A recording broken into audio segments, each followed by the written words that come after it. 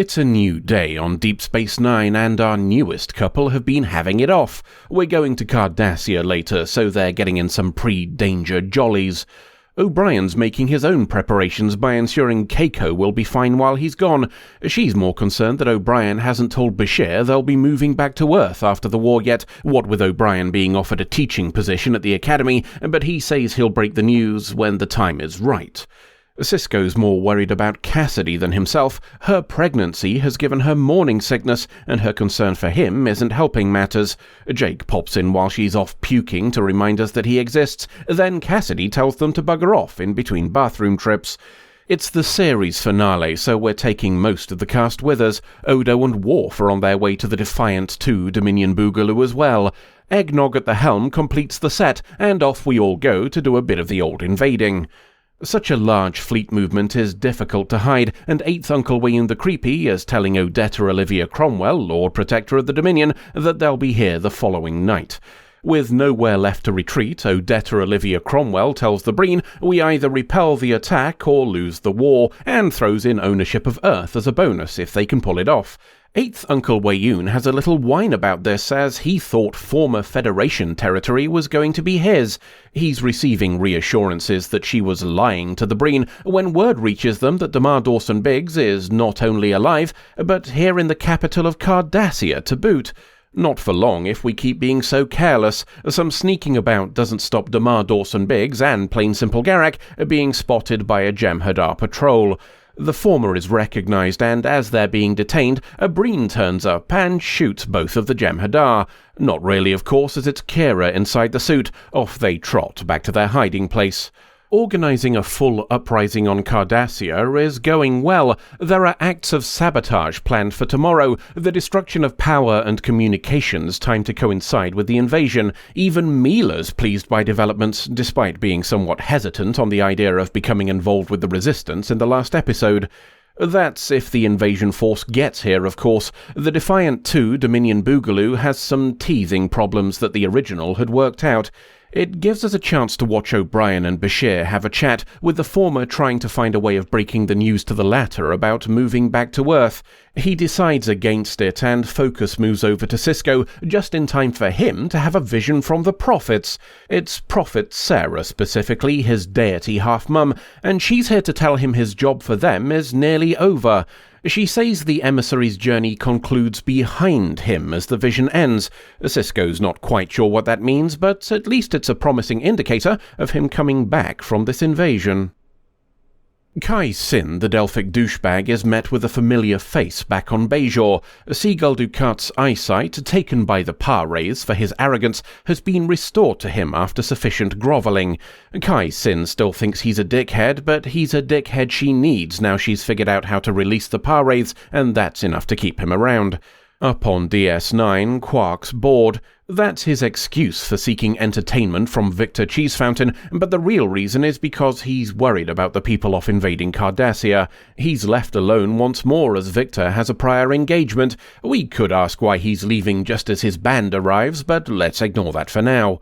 As Kai Sin and Seagull Dukat are making their way through the fire caves, and pissing each other off to boot, the Dominion are organising their defence on Cardassia. That's a lot harder when the power goes out, even with a backup. Learning it's the result of sabotage by civilians, and that it's happening all over the planet, leaves Odetta Olivia Cromwell a wee bit miffed. 8th Uncle Wayoon suggests the civilian population should be taught why this is an error. The new puppet leader of Cardassia agrees, possibly influenced by the hand around his throat.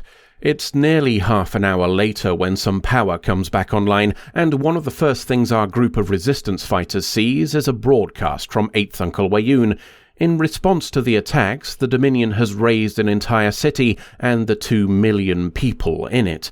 Further attacks will cause further responses, he says, so maybe they should knock that shit off. Not great news, but it makes their next choice of target easy. They're going for the main command center.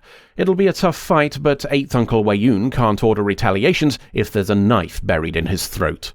That's if the invasion fleet doesn't get here first. We have a conference call, which rather rudely doesn't include the Romulans, by the way, and agree to meet up on Cardassia for a drink once we've broken through.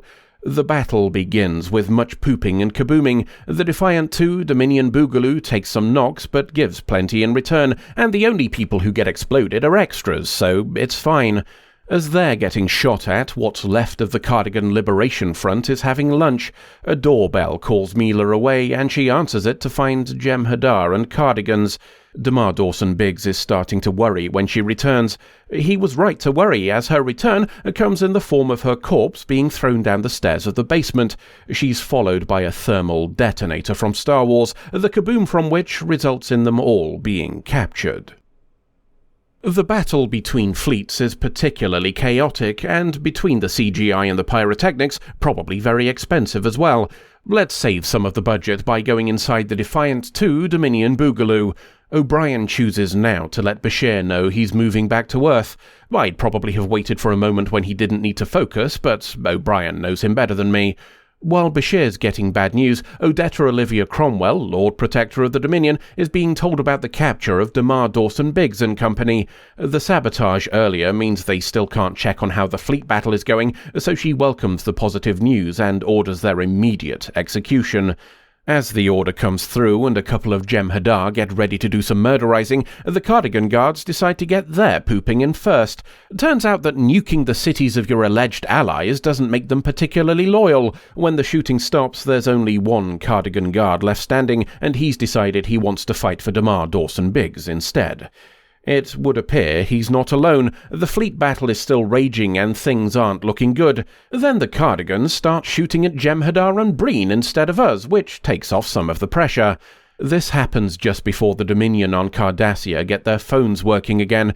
Odetta Olivia Cromwell is understandably a touch upset when she learns the Cardigan fleet has switched sides, which is unfortunate for the new puppet leader. As he's dragged away, Odetta Olivia Cromwell decides she's had enough of the lot and wants every Cardigan killed. To be fair, she did warn Plain Simple Garak about this back in Season 4. The defection of the Cardigan fleet means the defensive line is now untenable, so the Jem'Hadar and Breen pull back to surround Cardassia. Admiral Ross thinks we should just leave them to it, but both Cisco and Martok, husband of Sorella, say that would be bloody daft and we should finish it. We've not heard from Kai Sin, the Delphic douchebag, and Seagull Dukat for a while, so let's catch up with them. They've found the relevant spot, and Seagull Dukat is deeply disappointed. He thinks the fire caves are a shit example of nominative determinism. That's because they're in power-saving mode, and some words from the Costa Motion wake things up.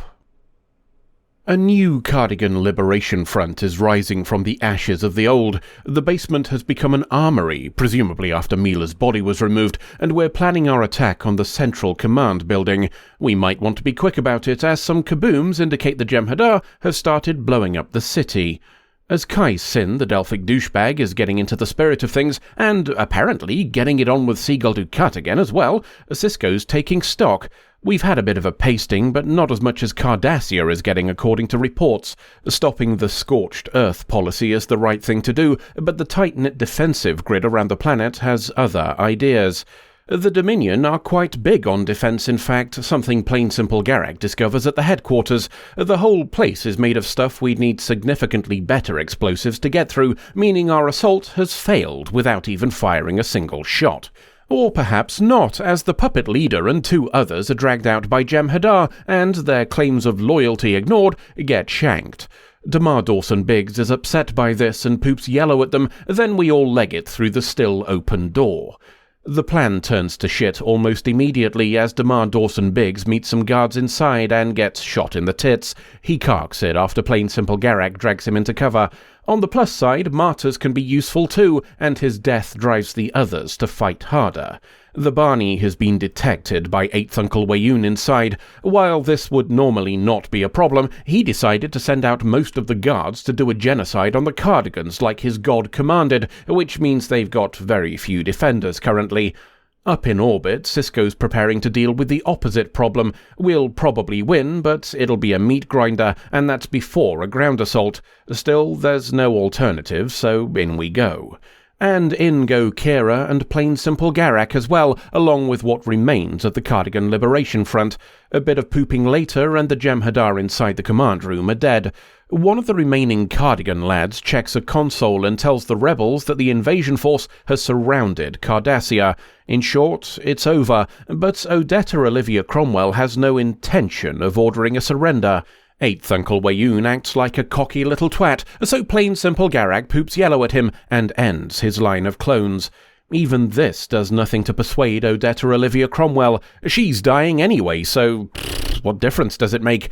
At least this way she'll have the pleasure of knowing it'll be a Pyrrhic victory, one that'll cost her enemies just as much as it's cost the Dominion. Capturing the command center has at least given us access to their phone, so we've used it to call the invasion fleet.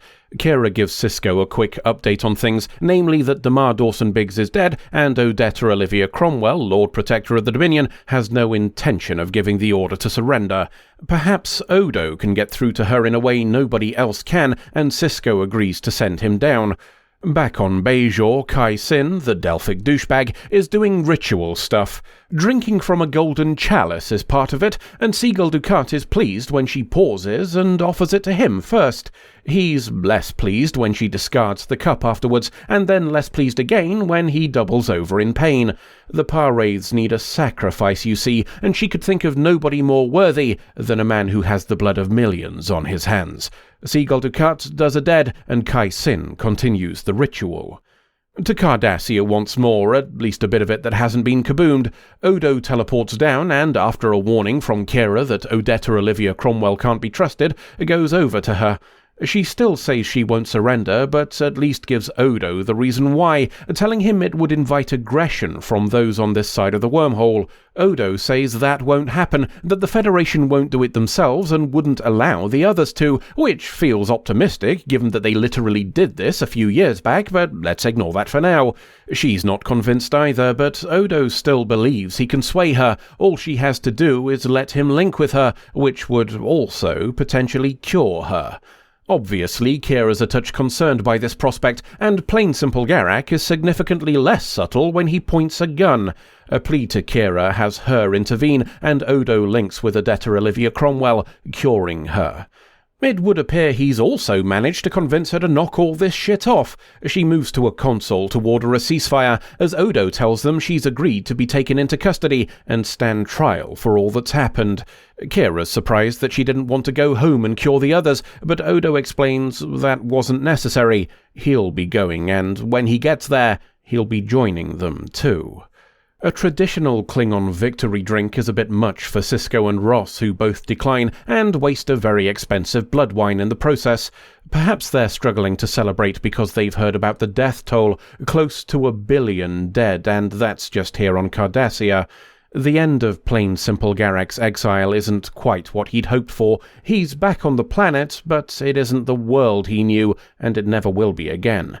He's not in the mood for comfort from Bashir, but apologizes after snapping. There's no guarantee they'll ever see each other again, and he doesn't want it to end poorly. Speaking of ends, we're all gathered on DS9 when the war officially draws to a close. Odetta Olivia Cromwell, Lord Protector of the Dominion, signs the ceasefire and, before being taken away, tells Odo that the future is up to him. Whether she means the well-being of their people or the direction of the entire Dominion is left unsaid. The end of the war is an obvious cause for celebration, so we're organising a do in Victor Cheese Fountain's lounge. Dax, making sure Worf will be there, is interrupted. Martok, husband of Sorella, has decided Worf will make a good ambassador between the Federation and the Klingon Empire. It'll mean moving to Kronos, but as Worf's the one responsible for foisting the job of Chancellor onto Martok, husband of Sorella, it's only fair. Kira's discussing Odo's departure with him as well. This is something he needs to do, if only to help them accept solids aren't an inherent threat. Seeing that he won't change his mind, she instead wants to go with him to the Founder homeworld to say goodbye. It's party time, doubly so now it's also a farewell to no fewer than 3 of the main cast. Everybody's saying their goodbyes, or making sure there'll be visits in the case of O'Brien and Bashir, and Cisco leads a toast to them all before Victor Cheese Fountain has a bit of a sing. While they celebrate and commiserate in equal measure, Kai Sin, the Delphic douchebag, is finally saying hi to the Par-Wraiths. Completing the ritual releases them, and to say thanks, they cast Scorching Ray, throwing her against a wall and dealing 6d6 damage. They're far more interested in Seagull Dukat, and one of them pops inside his corpse and reanimates it, complete with red eyes. They've even done a bit of cosmetic work on him too. The second coming of Seagull Dukat is felt by Cisco, who says he now understands his purpose and has to pop over to Bajor for a job. Off he trots, leaving Cassidy at the party.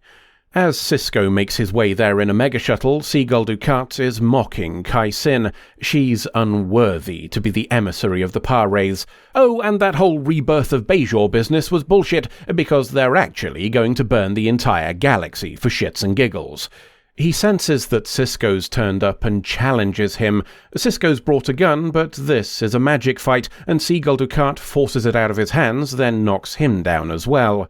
Cisco gets up and twats him a couple of times to no effect before being forced onto his knees. Violence isn't working, so Cisco instead calls him a loser. Under the circumstances, Seagull Dukat is feeling pretty confident that's not the case. Kai Sin decides to get involved as well and grabs the Coast Emotion, not for long as Seagull Dukat teleports it into his hands. Kai Sin draws Cisco's attention to the book as Seagull Dukat points the Par-Wraiths at her. They surround her and she does a fiery dead.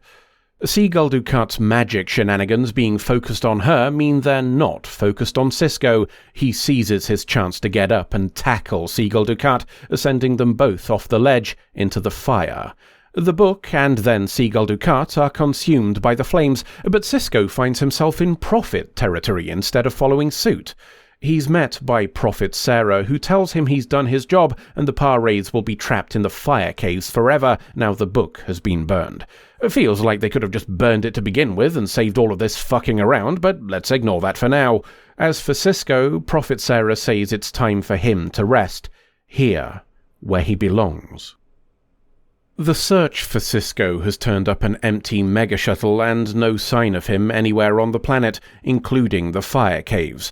Cassidy's there too and says she knows shit's gone real bad, which might be why Cisco chooses now to have a Prophet chat with her. She's pleased to see him, obviously, but less so when he says they're in the Celestial Temple and he can't leave. Not yet, anyway. This job might be done, but the Prophets have more for him and he needs time to learn. On the plus side, time is one thing the Prophets have in abundance. He'll be back when he's done, he says. Or maybe he's already back from her linear point of view. Time fuckery is a difficult thing to explain. Cassidy is spat out again, and when Jake is concerned, explains that she was talking to Cisco.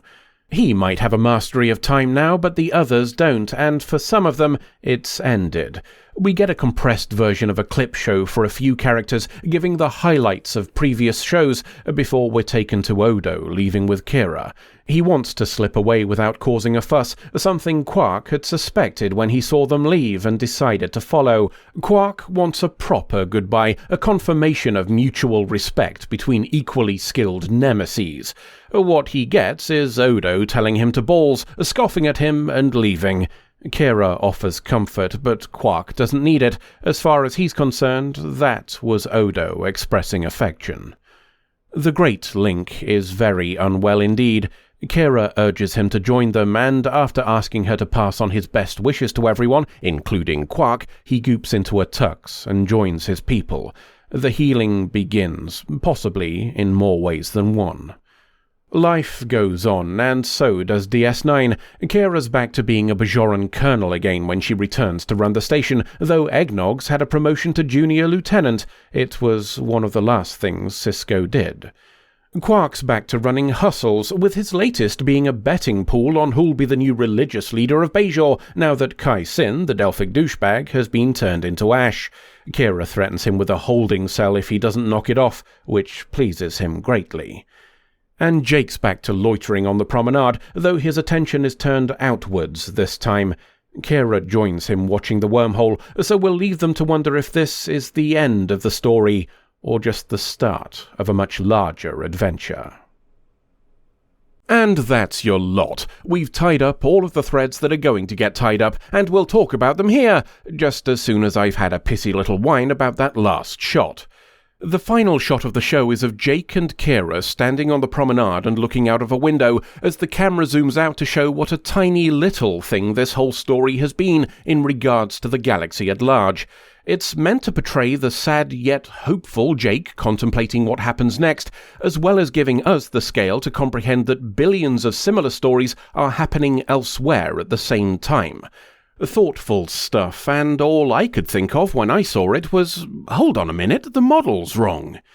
You see, for this final shot, this extreme zoom, the existing physical model wasn't up to the task. Whenever we've seen close-ups of parts of the station, they're of larger-scale detail models, as the main model of the station just wouldn't stand up to such close scrutiny. That's why this final shot is using a computer-generated model made purely for it. And that CG model does not match the physical one. If you've ever been curious enough to look at the DS9 technical manual schematics, you might have noticed some discrepancies with the physical model we've seen on screen. Chief among them is something I've mentioned before, namely the position of landing pad lifts on the habitat ring. There are 6 in all, and in the schematics, their position on their segments alternates to provide symmetry along 6 axes. The physical model, however, has every lift on the clockwise side of each of those segments. Either the alternation was never intended, or whoever assembled the original model thought casting 6 copies of the same master was easier and cheaper than making a mirror version and casting 3 of each. And that's a problem, because it looks like the CG model was made based on the symmetrical designs, either from the schematics or from artwork they're presumably based on. The landing pad we see as we zoom out is on the counterclockwise side of that section, something that simply does not happen on the physical model. What makes it all the more bizarre is that the AMT ERTL model of DS9, released back in 1994, had those pads in screen-accurate places. And that raises the question of how those schematics came to be inaccurate in the first place. The most detailed and closest to screen-accurate concept art that I can find is this one from 1992, when the show started. The landing pads on this are different again, which suggests it's not the source used for the schematics. So how did the official technical manual, released 4 years after the model in 1998, end up being wrong in the first place? It's a very curious situation. 7 years, 170 plus episodes, well over 100 hours of your life, all of that, and the very last shot is inaccurate. I feel vaguely petty for pointing it out, but, well, it's true.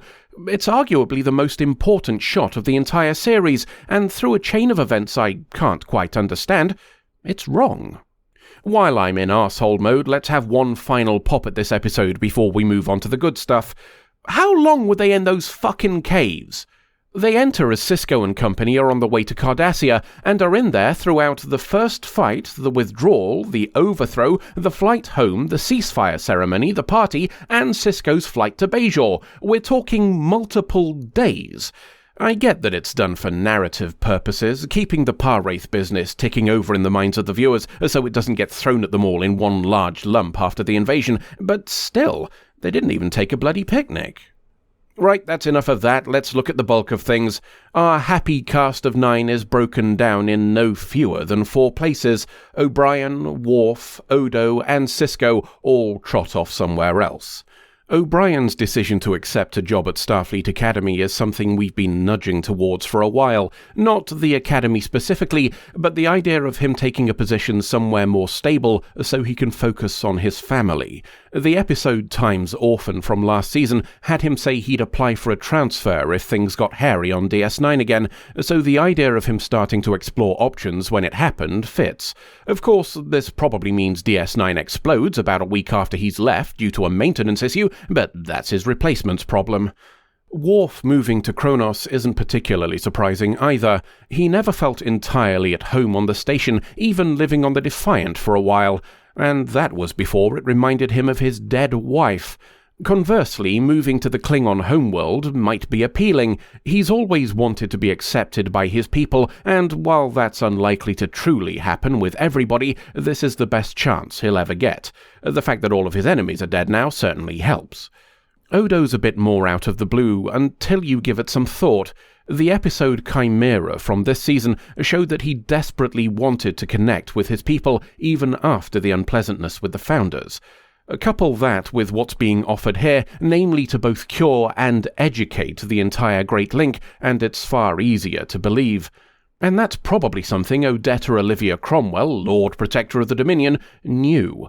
We don't know for certain what caused her sudden about-face, the decision to surrender and be put on trial, but we can make an educated guess.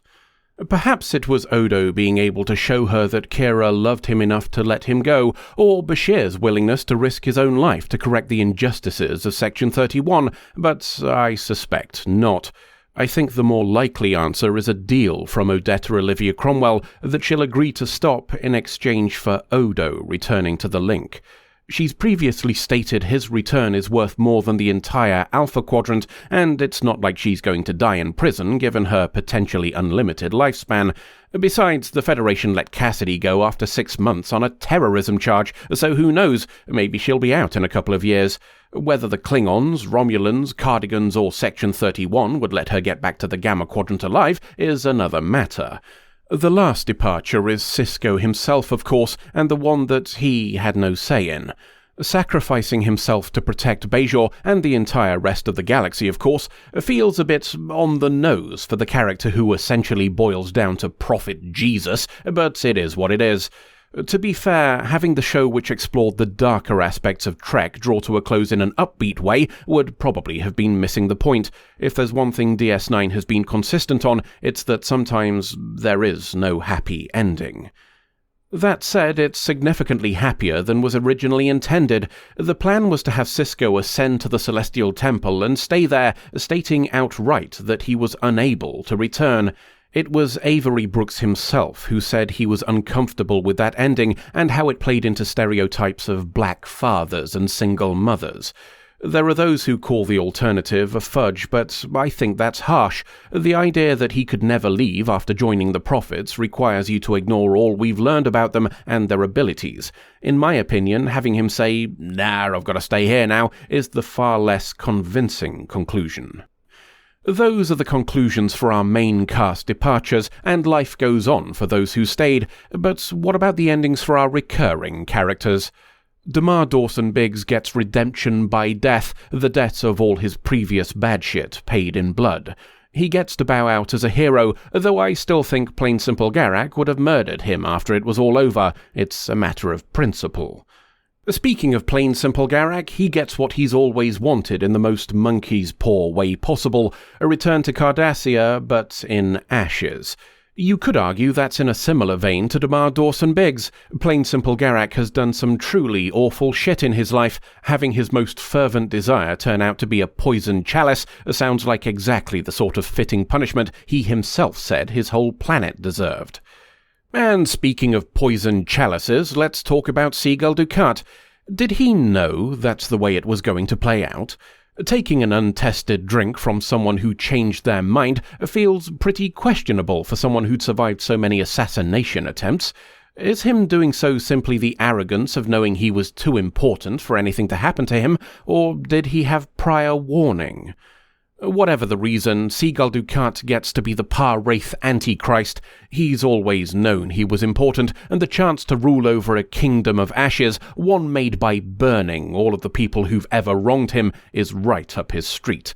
Maybe the Par-Wraiths would even have found his reaction entertaining enough to let him see it, rather than kill him along with everybody else. Maybe. Someone who definitely didn't want to let him see it is Kai Sin, the Delphic douchebag. Poisoning him for personal power is not in the least surprising after she got comfortable with dirtying her own hands. What's a little more surprising is her change of heart at the end. Or was it a change of heart? Was she trying to fix things, redeem herself in the eyes of the prophets, or just save her own arse? Is it perhaps even more basic than that? Nothing more complicated than simple revenge? Was she just trying to have the final fuck you against Siegel Dukat? We'll never know for certain, but her past history points us in the direction of the less generous options. There is another set of questions to ask here, though. Did the prophets know this is how things would be? Did they ignore Kai Sin for her entire life purely to keep her on a track that would ultimately end in her burning to death? And if so, if they knowingly did this to her, does that mean she was actually right when she said the prophets were unworthy of her worship? It feels right to end by handing out some points, so I'll give a handful to whoever decided the Cardigan Rebellion should ultimately be one taken up by the civilian population. One of the longest-running themes of the entire show has been the uneasy marriage of military and civilian life on Cardassia. It begins with what amounts to a military dictatorship, the civilian Ditapa Council essentially toothless. When that council decided to exercise some power in withdrawing from Bajor, it resulted in significant ill will from those in the military. A further rise in status due to popular support meant a wholly civilian government and the overthrow of the entire military command, or at least those members of it not sufficiently savvy to switch sides. The Klingon War saw that popular support crumble and a resurgence of the military once more under the Dominion Alliance. In short, power has bounced back and forth between these two factions for the whole run of the series, a struggle that has defined and divided Cardigan society. Having them both fight for liberation by the end is a resolution of sorts, and one that ties back to their very first disagreement over Bajor. The result was still devastating, but had they not, it might have been entirely catastrophic for everybody. As DS9 has said time and time again, sometimes there is no happy ending. And speaking of ending, here we are again. DS9 is now over. We've just got the Season 7 summary to do and then an overview of the entire series. After that, we'll be doing what I did at the end of Voyager, a couple of weeks hiatus while I get things prepared to dive into Enterprise. It's important to make sure I've got everything I'll need on the long road from there to here. End of episode. Are you sure you want to do this? After 2 seasons, bloody right we are. Even if you can't come back? Are you saying this is one way? Actually, no. You can pop back in whenever you want. It was a hypothetical question for drama. Hey, you're getting into this now. Right, what do we need to do to kick this off then? I'll take care of it, but you may not like what you find on the other side of the fourth wall. Yeah, let's get on with it. Anything's better than this pixelated dumpster fire. All right, but don't say I didn't warn you. Opening stream. Is this normal? You know, the old rapture thing? No idea. I've never done this before. Let me know if you survive. Wow, turns out Al was just like us all along. That's what I'm worried about. Can you hear something? Yeah, and I think I can smell something too. Is that cardboard? Hold on, something's coming. Oh, bollocks. It's the grand opening of the USS Pedant Fourth Wall merch store. And it's not just dogs on t-shirts either. Look at this nerd shit. If you want to imbibe a fluid like what normal humans do, you can use one of our mugs. And it's got original artwork on as well for other nerds to recognize and appreciate. Truly groundbreaking. What about stickers, eh? Everybody likes stickers. You can use them to vandalize items in your own home. Why not try putting them on your front door as a little treat for people you like or to scare off family members? What's that? Art prints? Sure, why not? Go have a poke around and see what we've got. And if you want something you can't see, give me a shout and I'll see if I can be asked. The USS Pedant merch store, because if there's one thing you need more of in your life, it's tat.